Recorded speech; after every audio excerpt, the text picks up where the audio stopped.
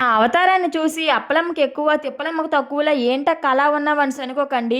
ఈరోజు మా అత్తయ్య ఎండు చేపలు, గుడ్ల కూర వండుతుంటే నేను పొయ్యి పెడుతున్నాను. కూర టేస్ట్ మాత్రం చాలా అంటే చాలా బావుందండి.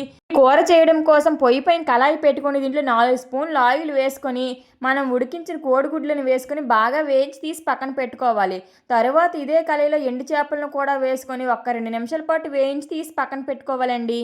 ఇప్పుడు దీనిలో మనం చిన్న చిన్న ముక్కలుగా కట్ చేసిన ఉల్లిపాయ ముక్కలను వేసుకొని, అలాగే కొద్దిగా ఉప్పు వేసుకొని ఉల్లిపాయలను బాగా వేయించుకోవాలి.